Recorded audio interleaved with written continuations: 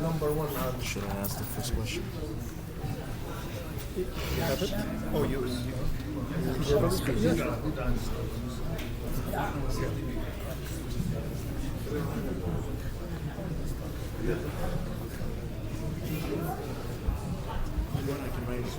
I think that's better.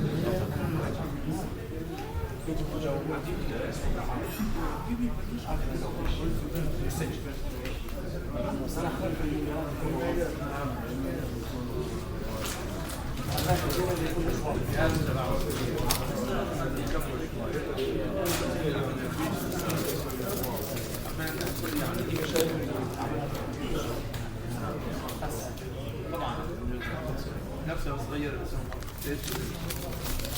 تخلف تعريفي لازم نغير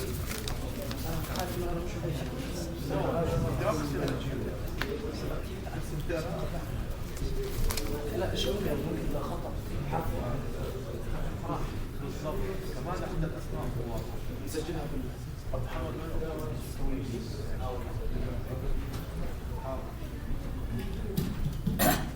السلام عليكم ورحمة الله وبركاته.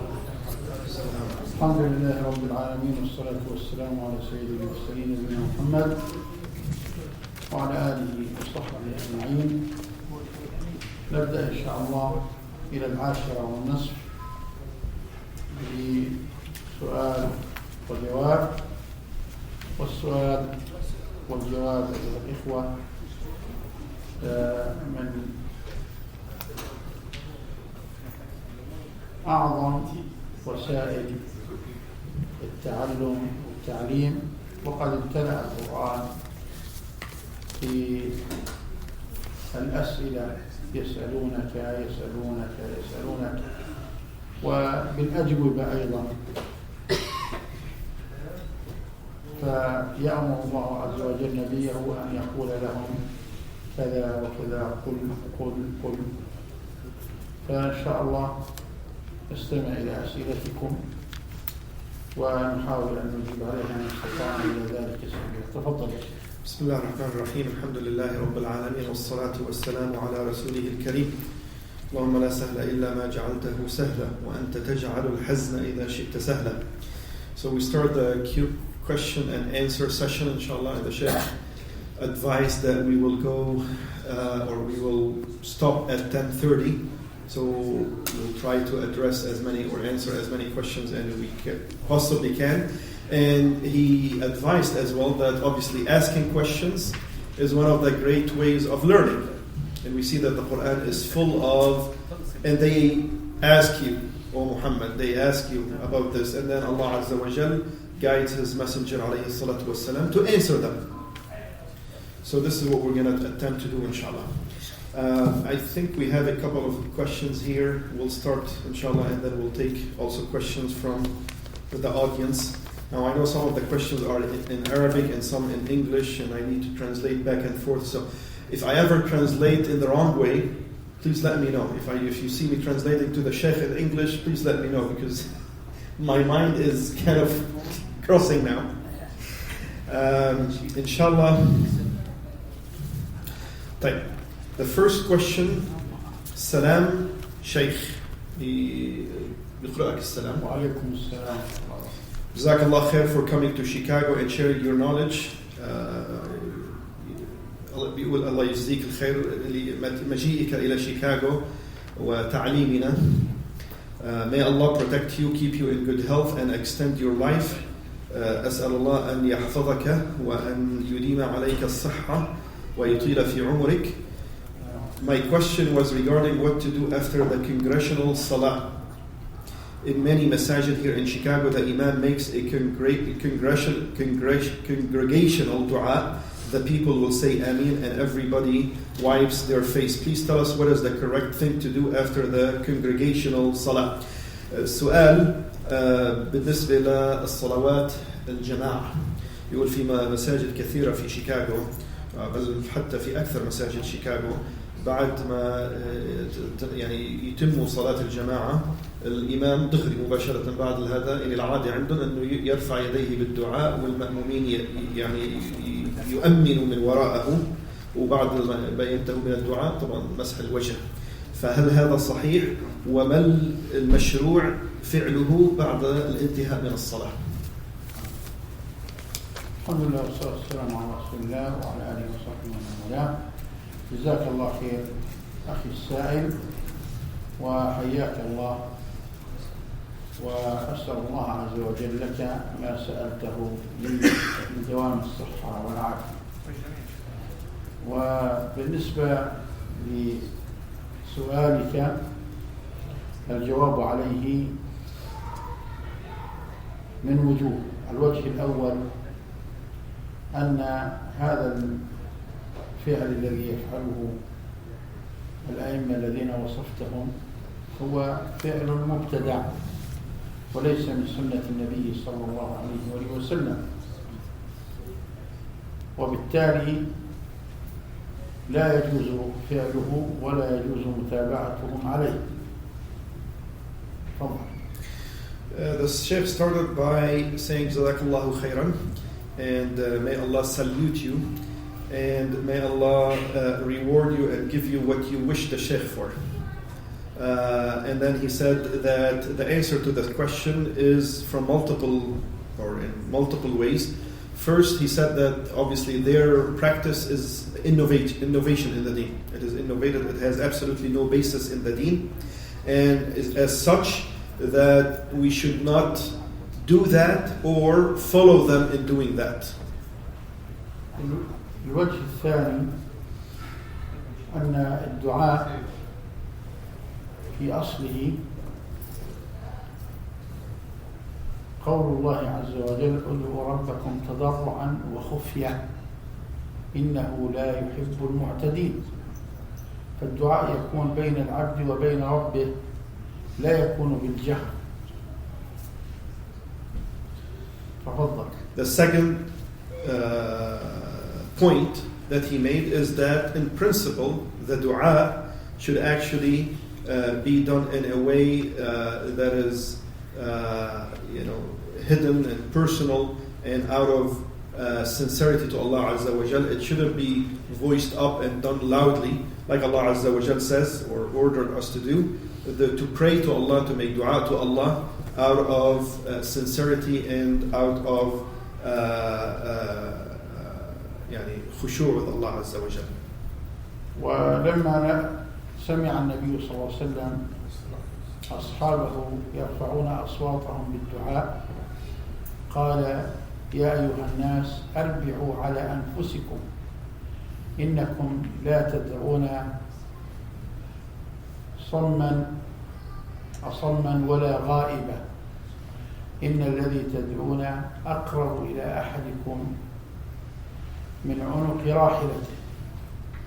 As a matter of fact, when Rasulullah ﷺ heard some of the Sahaba making dua loudly, he said, take it easy. You're not invoking someone who is who cannot hear or who is absent, right? You're not invoking somebody who is deaf or absent, but rather you are making dua to somebody who is all hearing and present.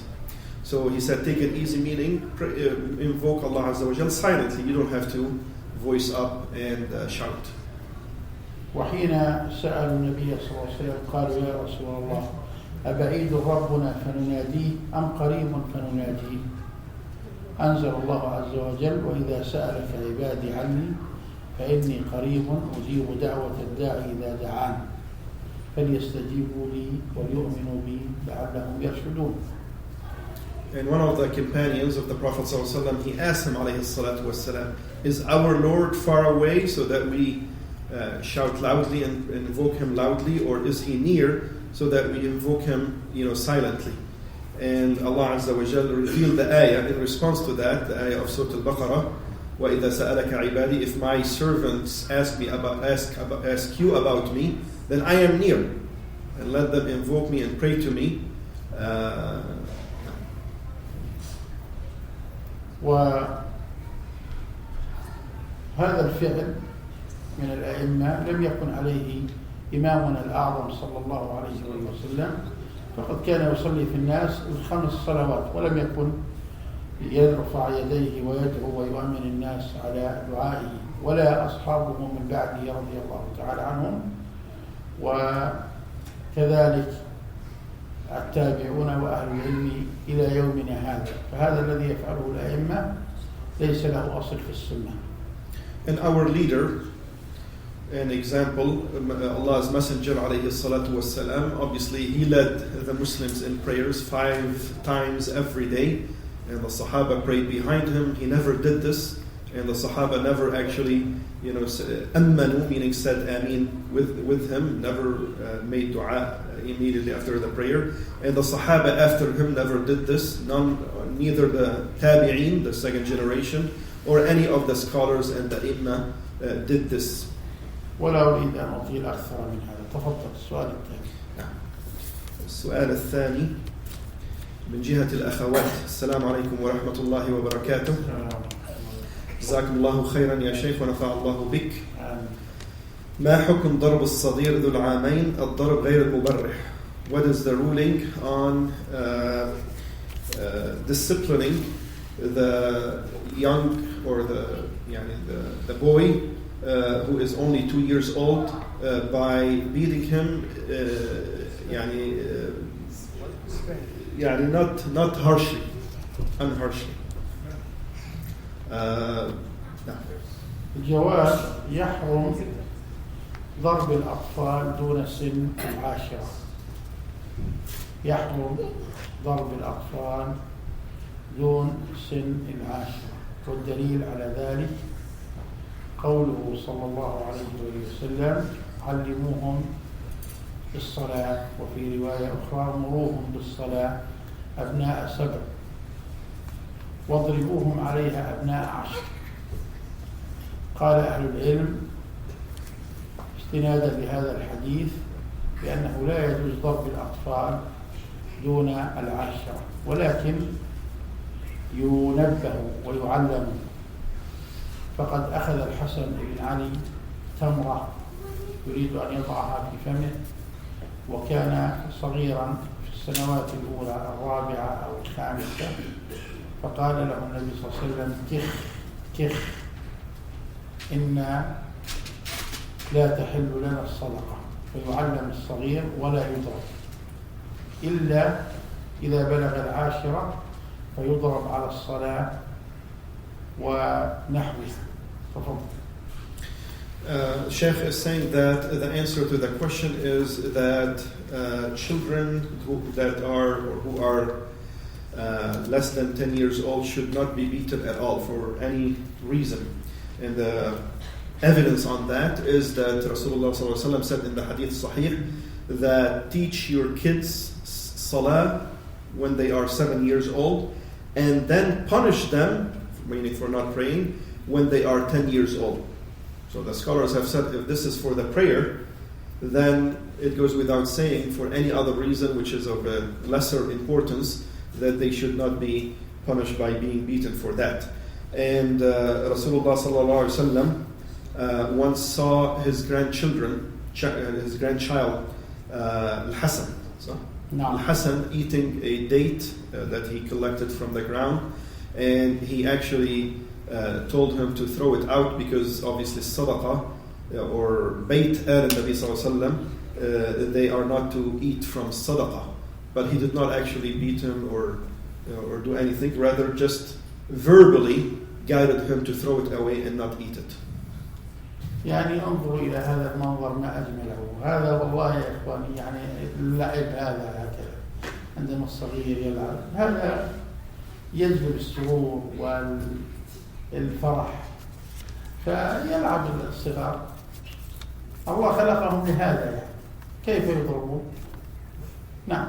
So the Sheikh is saying obviously children at this young age, right, they are the beauty of the eyes, and they are born, and they haven't reached the complete or the perfection of their mind, and obviously they're going to make mistakes. So how can they be beaten or punished at this age? They should only be disciplined verbally and guided to what's wrong and what's right. دعه يا رجل، احنا مبسوطين عليه الله يهديه. كانوا يركبون على ظهر النبي صلى الله عليه وسلم وهو ساجد، ولا يرفع رأسه حتى يقضي أحدهم نهمته. فدعوة. نعم. طيب الأخت تسأل سؤال ثاني سريع. هل من البدع أن يقول بعض الناس في صلاة الشروق أن نقرأ آية الكرسي في الركعة الأولى ثم سورة أخرى في الركعة الثانية؟ فما حكم هذا القول؟ جزاكم الله خيرا. She's asking, is it a bid'ah, is it an innovation that some people say that in Salat al-Shuruq to recite Ayat al-Kursi in the first rak'ah and some other surah in the second rak'ah? ليس هناك صلاة اسمها صلاة الشروق، هي صلاة الضحى وليست صلاة الشروق. هذا من جهة. من جهة أخرى لا يعتاد الإنسان على قراءة معينة في صلاة الضحى، إنما يقرأ ما تيسر من القرآن، فإذا فعل ما وصفت من قراءة آية الكرسي أو غيرها أحيانا لا بأس، لكن لا يواظب على صور مخصوصة معينة إلا ما دل عليه الحديث أو دلت عليه النصوص، كأن يقرأ في سنة الفجر قل يا أيها الكافرون وقل هو الله أحد، يقرأ في صلاة الوتر قل هو الله أحد، يقرأ في صلاة الشفع سبح اسم ربك الأعلى وقل يا أيها الكافرون. هذه جاء فيها أحاديث مخصوصة، يقرأ في سنة المغرب قل يا أيها الكافرون قل هو الله أحد، لا بأس.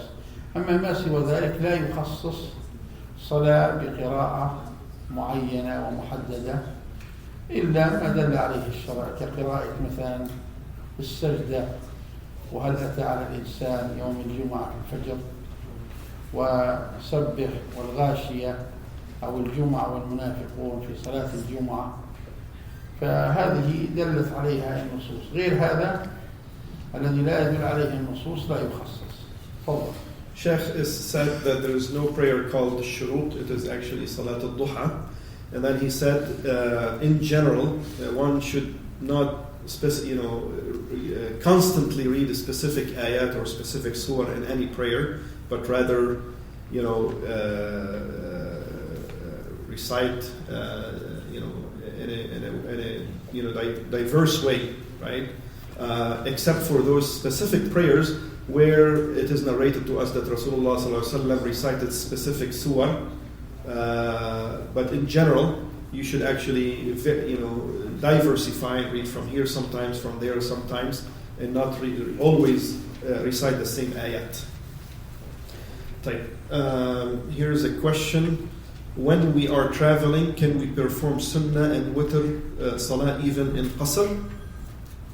السؤال شيخ انه لما بكون اذا كان الانسان مسافر هل يصلي السنن والوتر حتى لو كان يقصر؟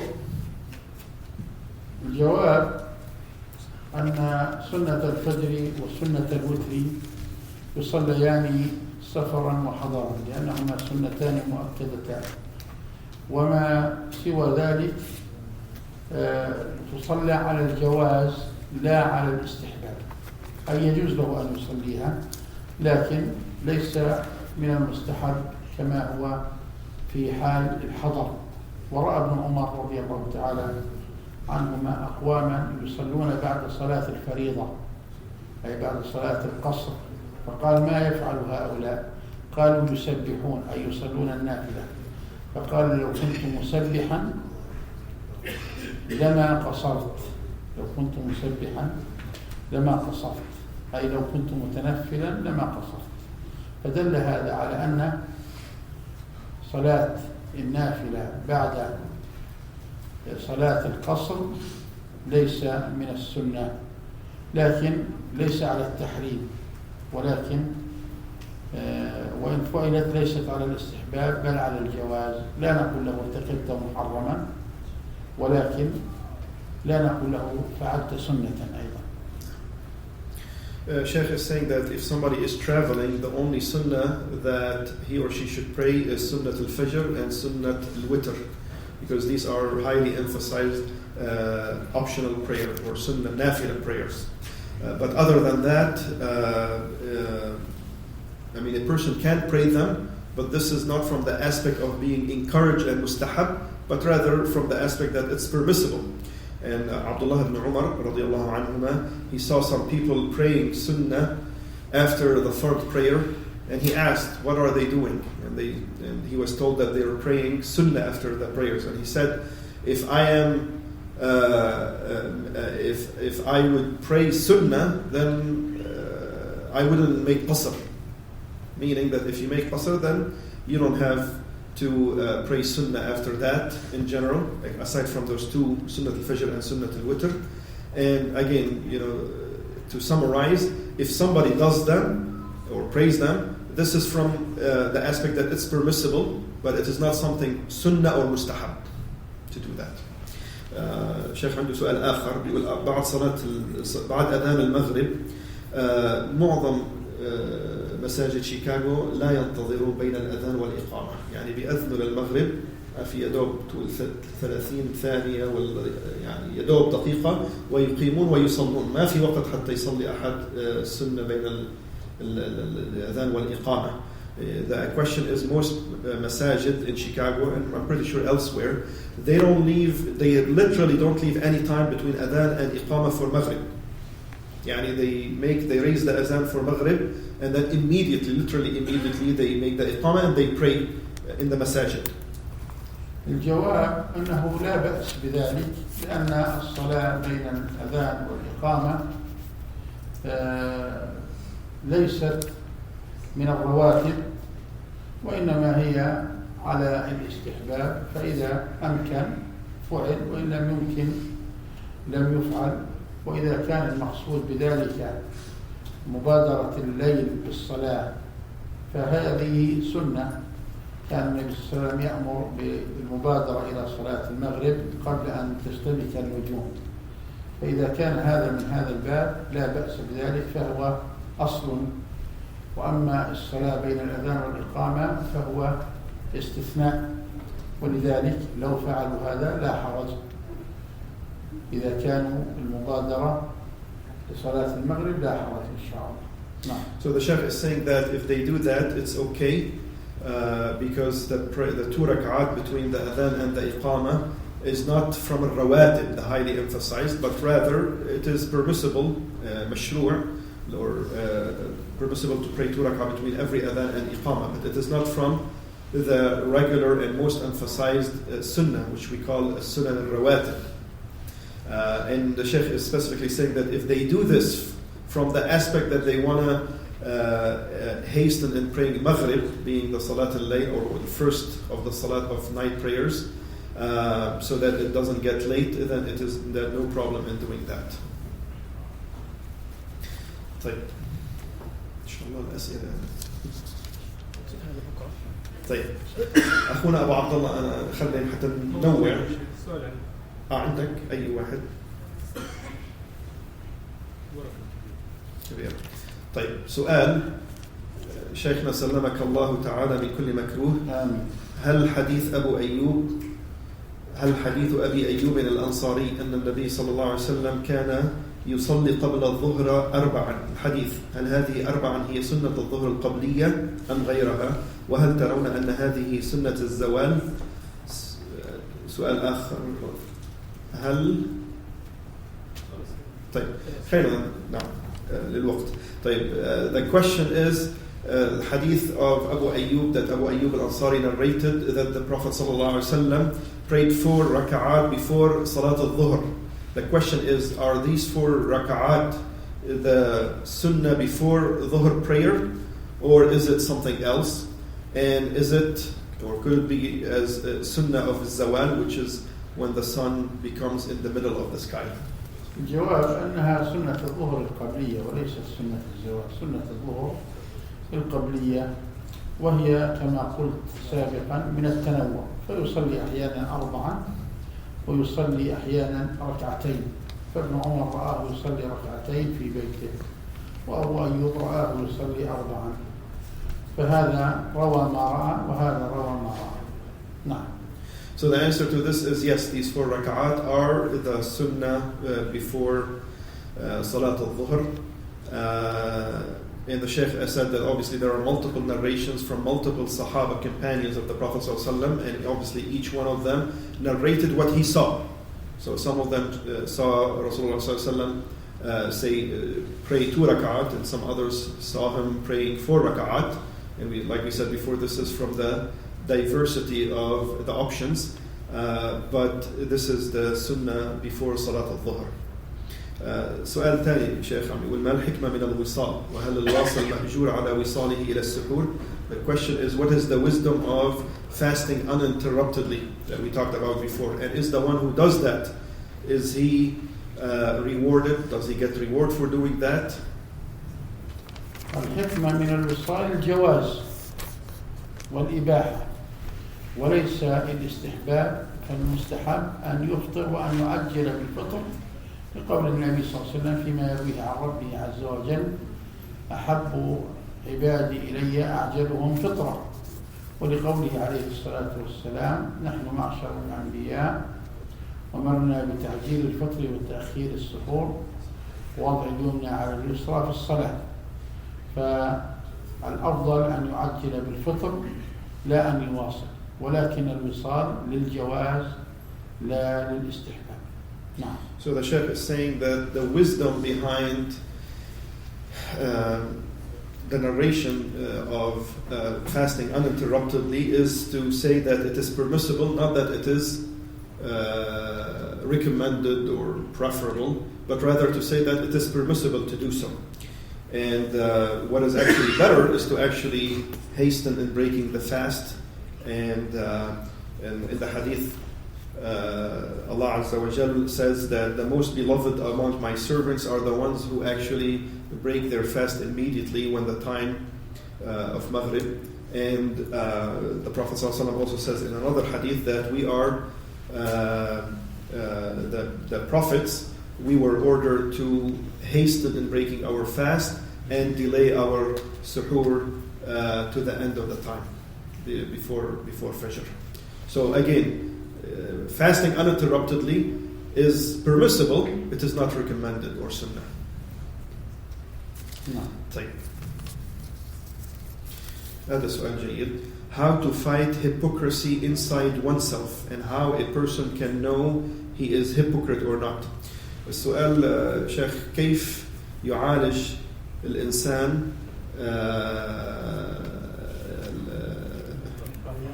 الرياء، نعم، الرياء في نفسه أو حب يعني الظهور، وكيف يعني الإنسان بيقول هل أنا منافق أو لا، أو في نفاق أو لا، كيف يحكم على ذلك؟ أولا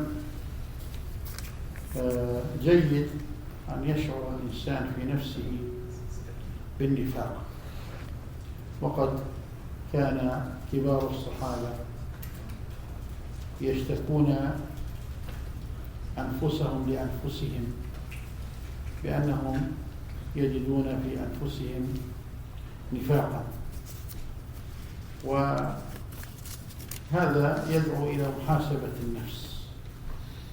فكان أبو بكر يزعم أنه ينافق، وكان حنظلة يخرج ينادي في السوق وفي الطريق نافق حنظلة نافق حنظلة، فيخرج إليه أبو بكر ويقول إني أشكو مما تشكو، ويذهبان إلى النبي صلى الله عليه وسلم ويشكوان إليه ما يجدان من نفاق في نفوسهما، فيبين لهم النبي صلى الله عليه وسلم أن هذا أمر طبيعي، فيقول لو أنكم تكونون في بيوتكم كما تكونون عندي فصافحتكم الملائكة على فرشكم وفي الطرقات، ولكنها ساعة وساعة.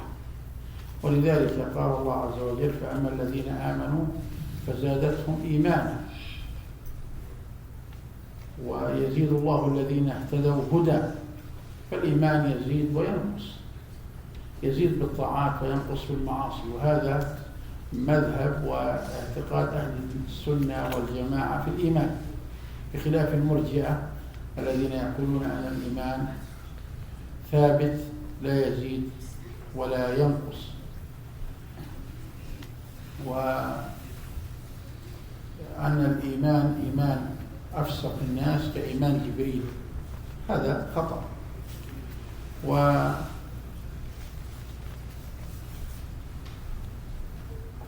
الرياء أن يحرص الإنسان على الأعمال الخفية التي لا يراها إلا الله سبحانه وتعالى، والأعمال التي شرعها الله عز وجل للخفاء كصدقة السر، كصلاة الليل، كعدم المباهاة بالصيام، وغير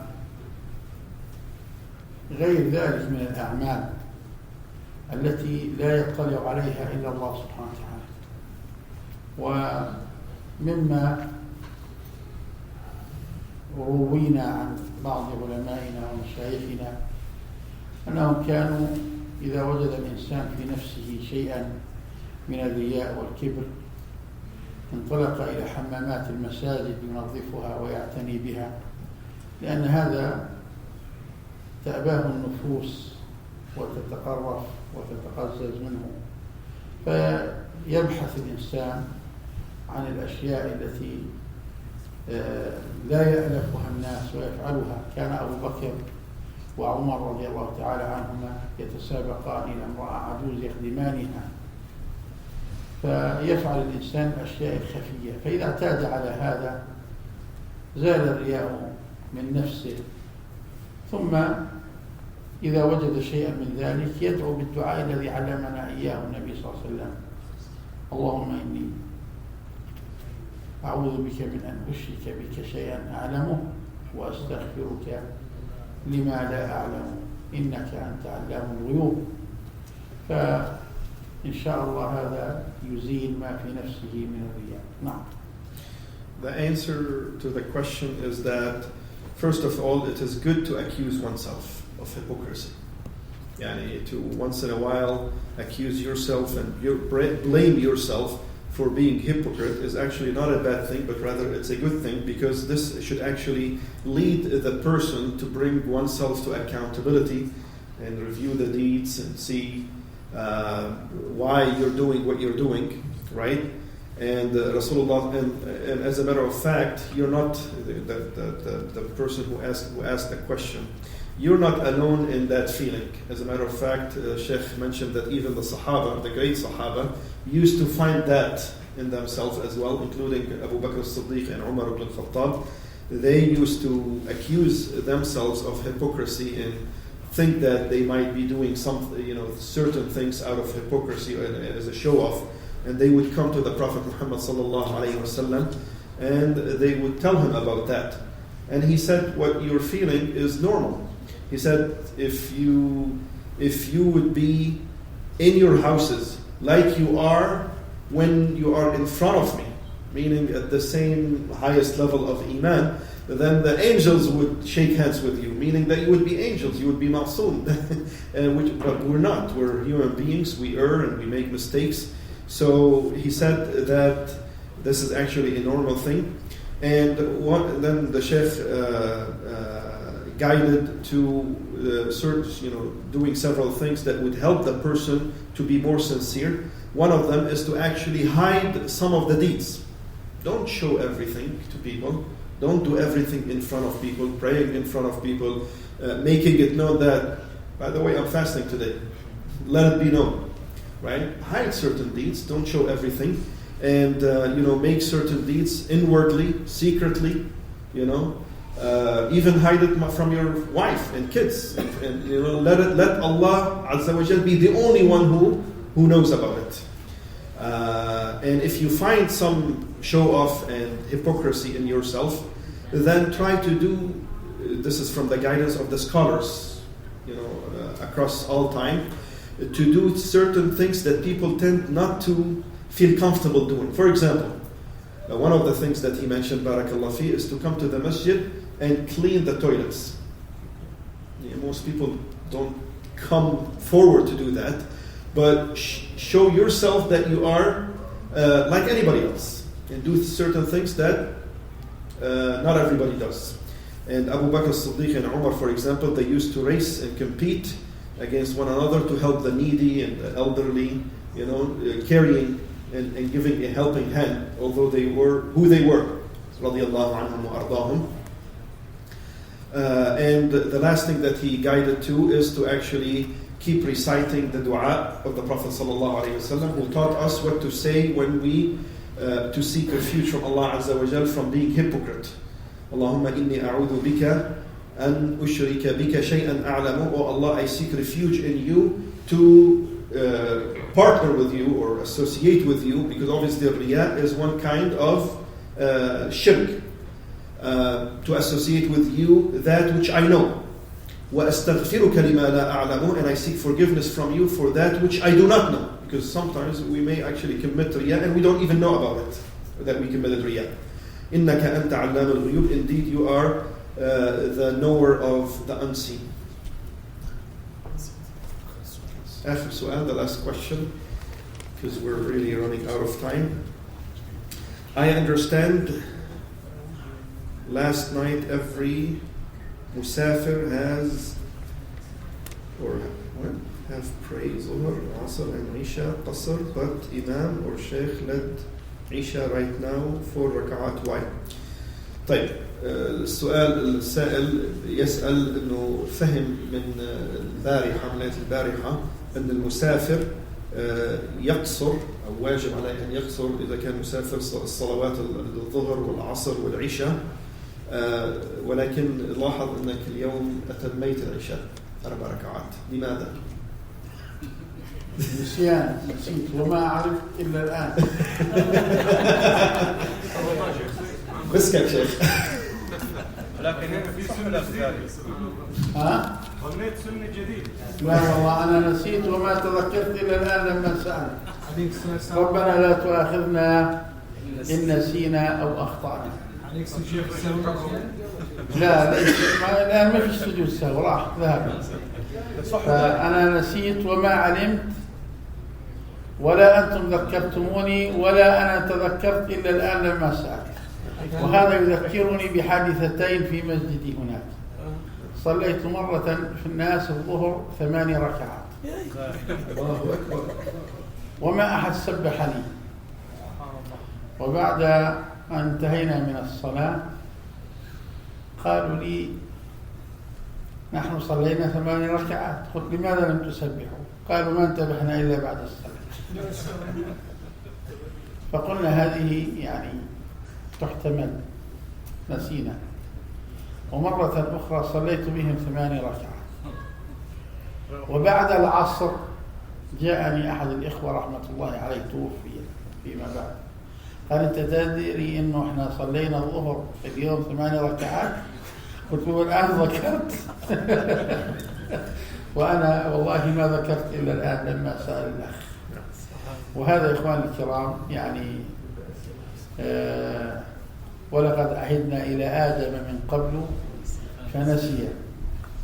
ومن رحمة الله عز وجل على الإنسان أنه ينسى، ولو لم ينسى لم يستطاع أن يعيش.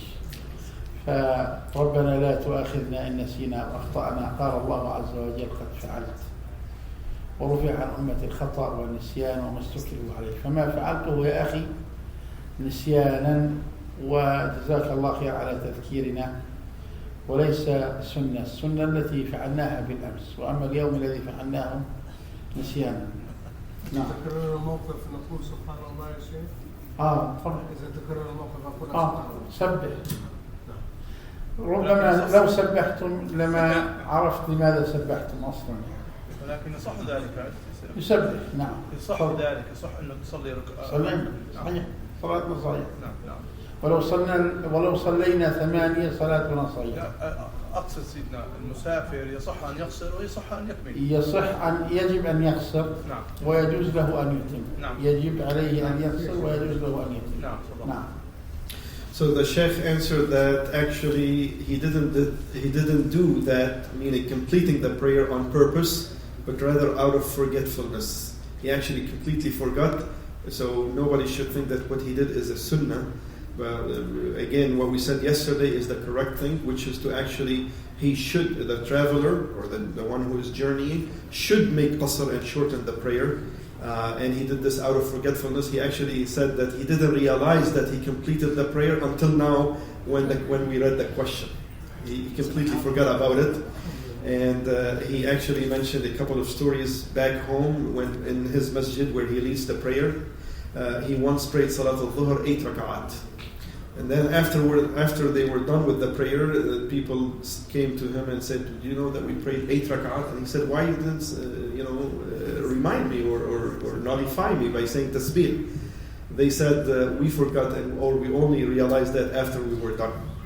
So again, he said that this is out of forgetfulness, and forgetfulness is from the mercy of Allah Azza wa Jal. Yani we are human beings, we forget, and if we remember everything, our life would have been hell. And Allah Azza wa Jal, in the end of Surah Al-Fatiha, Surah Al-Baqarah, obviously He guided us to pray to Him Subhanahu wa Ta'ala to forgive us if we err or forget. And Allah Azza wa Jal said, "I did." So He forgave us if we forget or if we err, meaning that unintentionally. And Rasulullah sallallahu alaihi wasallam says in the Hadith Sahih that this is specific for his ummah alayhi salatu wassalam, that we are not accountable for what we forget or we err, we do mistakenly, or what we are forced or compelled into doing against our will. So the Shaykh asked Allah Azza wa Jal for forgiveness. ونسياننا بسبب الإرهاق والتعب. ونسأل الله جل يتقبل منا ومنكم وأن يعفو عنا وعنكم. وآخر دعوانا الحمد لله رب العالمين. And he's saying obviously his forgetfulness, he forgot because out of being tired and exhausted from traveling, subhanAllah, a long distance from Jordan to here, it's not easy, and mashallah he's conducting so many lectures most of the day. So obviously he's getting tired, and because of that he forgot, subhanAllah. جزا الله شيخنا الفاضل خير الجزاء ونسأل الله عز وجل أن يجعل في ميزان حسناتك وكذلك أخونا أبو عبد الله بارك الله فيك وبارك في أهلك. إن شاء الله تعالى there are some more questions we still have. إن شاء الله تعالى we will continue the questions إن شاء الله تعالى tomorrow night after صلاة العشاء إن شاء الله تعالى. Tomorrow Sheikh will be Salat al-Fajr giving a khatira, and Sheikh will be here until shuruq time, and we will have inshallah breakfast.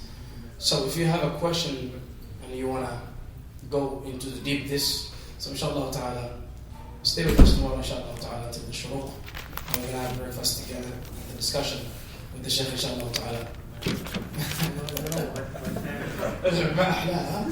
breakfast واللانش والدنيا والعلم كمان. فيصل حيكون في فول وحمص؟ فول وحمص. Count me in. جزاكم الله خير. الفجر الساعة 5.